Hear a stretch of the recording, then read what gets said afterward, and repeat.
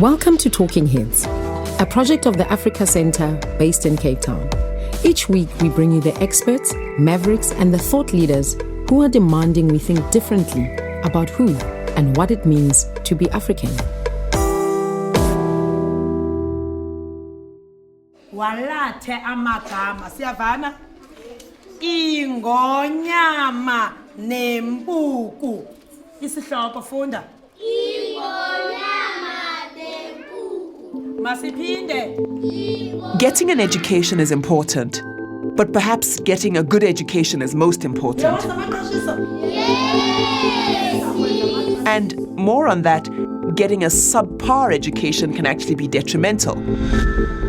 And while this might be a controversial opinion, maybe getting a subpar education is more dangerous than getting no education at all. The same danger of a driver with an illegal license or a doctor with a questionable degree. So, education is important, but the quality of the education is actually what needs to be focused on, and what, at least in areas with limited resources, often gets compromised. The library is here. It has not been useful because there were no books. In South Africa, for instance, there has been a tension on dropping the pass rates, which predictably results in more matriculants each year, but clearly compromises the standard of what it means to have a matric exemption. There's a real danger here, and it is with some relief that I heard of Pioneer Academies, one of many organizations focusing on this very problem. Chinezi Chijioke is the chief executive of Pioneer Academies. He's also the head of Africa Education Practice for McKinsey and Company. Pioneer Academies is an independent school network that is set to launch in 2015 in Gauteng, South Africa. Pioneer Academies was created out of an acknowledgement of the education challenge globally, but in particular in Africa, a need to make education more and more accessible, but also to ensure that the quality of education available is of a high standard. What is the apostrophe's job? It replaces the letter that you... Amongst the team of people initiating Pioneer Academies, a massive amount of energy was put into specifically researching not only brilliant schools, but also schools around the world that had brilliantly improved. And so this focus on improvement and on improvement processes forms a large part of Pioneer Academy's education model. Their byline is education excellence for all. I am Yewande Omotoso, and today I'm talking with Chinezi Chijioke about Pioneer Academies and their vision for education on the continent. Chinezi, welcome to the show. Good day, Yewande. It's wonderful to be on the show with you.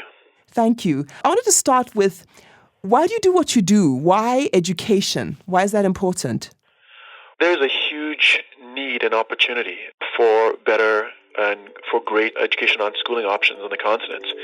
For me, it's been a personal passion for as long as I can remember, since my childhood. And I think that stems from just really believing deeply in the potential and the resourcefulness of youth, and particularly African youth. I think growing up in Nigeria and the time I've spent with youth and in schools in South Africa and across the continent, really, I'm just deeply convinced by the potential and possibility of youth.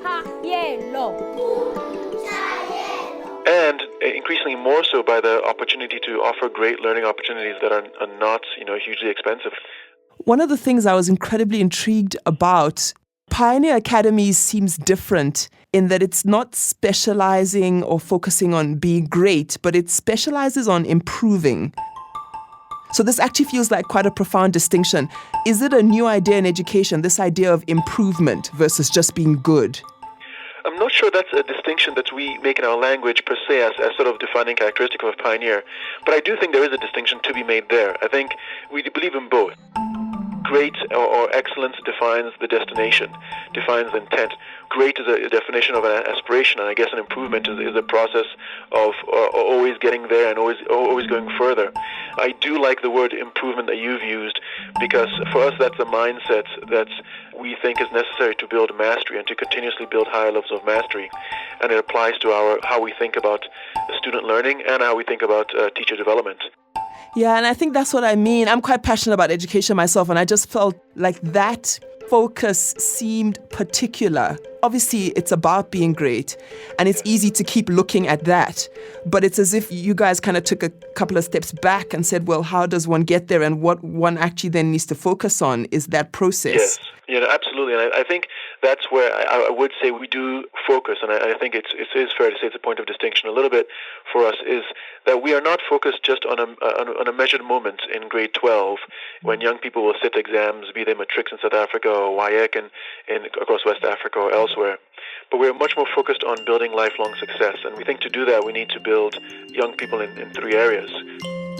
We need to build their academic excellence, their leadership and service, which I mentioned, and then the personal mastery or self-awareness and perseverance. And across each of those things is building the skills and mindsets of continuously improving, so that by the time you are sitting those exams in your 12th year of school, of course, you do very well and you get into the universities of your choice. But life is so much more than that. To really live out to one's potential and make a difference, you need to consistently sort of push beyond that measured moment and continuously build excellence across those areas. And so that, I would say, absolutely is at the heart of how we think about young people's success and learning. It's almost as if improvement can be a habit. Yeah, absolutely. That's a very good way to put it.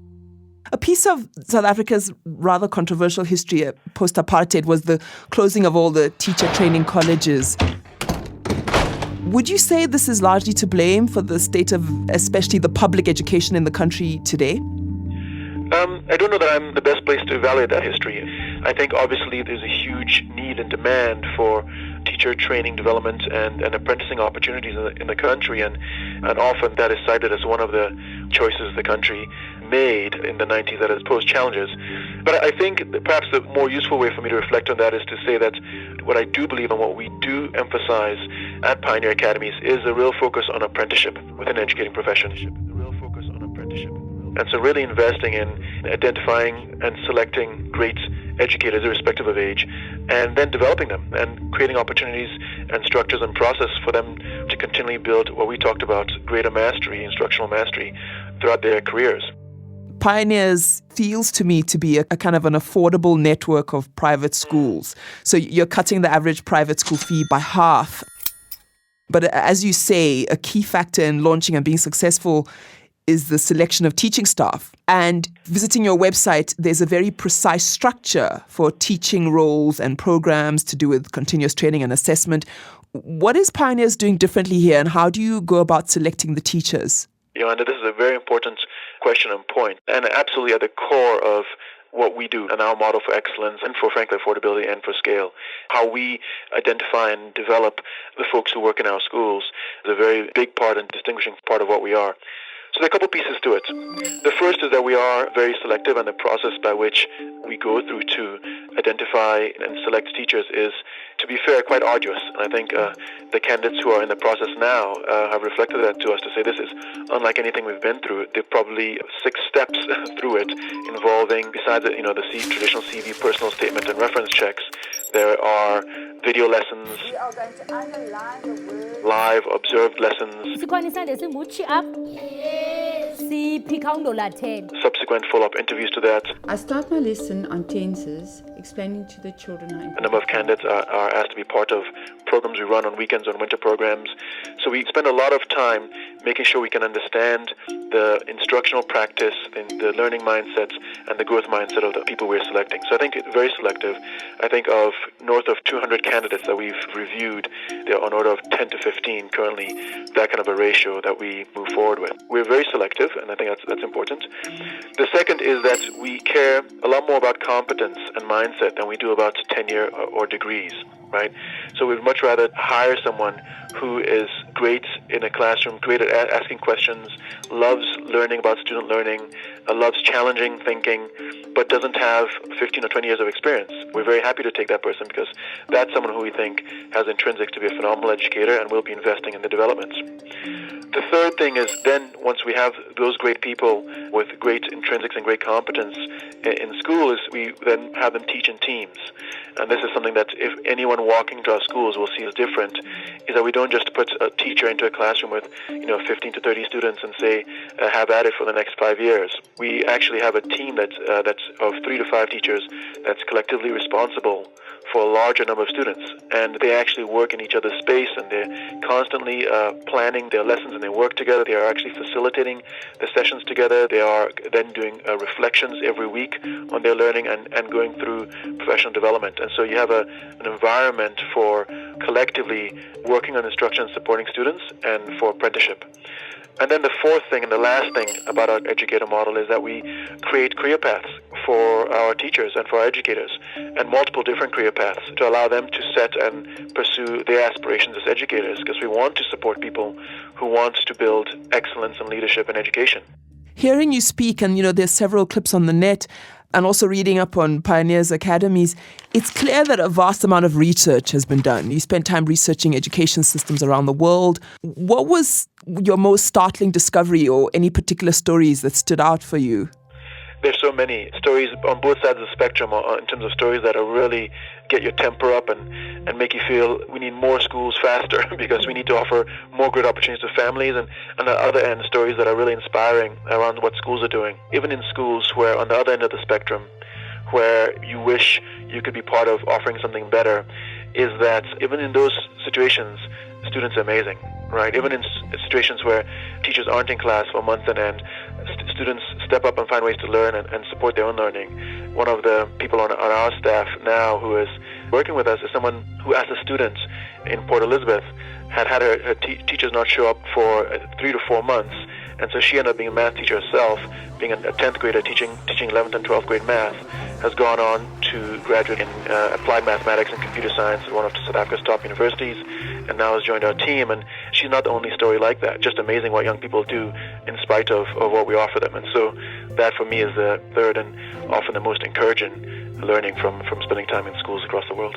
In an interview, you once mentioned a dream of yours being creating a network like this one in Nigeria. Just hearing you talk, I would assume you want to duplicate this many times over. How far away are you from actually doing that? We'll be opening Pioneer Academy on Monday next year, and probably the simplest way for folks to find out or to apply to the school is through our website, which is www.pioneeracademies.co.za. That's plural, Pioneer Academies. We would intend to be opening our first school in Nigeria in probably 2018, possibly 2017, but most likely 2018. So that's 2018. What are your hopes for how far this can actually go? Sure. So we've set a bit of a lighthouse aspiration of saying we'd like to open up 100 great schools across the continent over the next decade. And that's the aspiration that's challenging and pushing us and sort of the beacon towards which we're sailing, as it were. Well, it's really thrilling and inspiring, and I just wish you all of the best with the launch for next year. And it's been a pleasure talking to you. Thank you very much. Thank you, and it's been a pleasure speaking with you and being part of this show.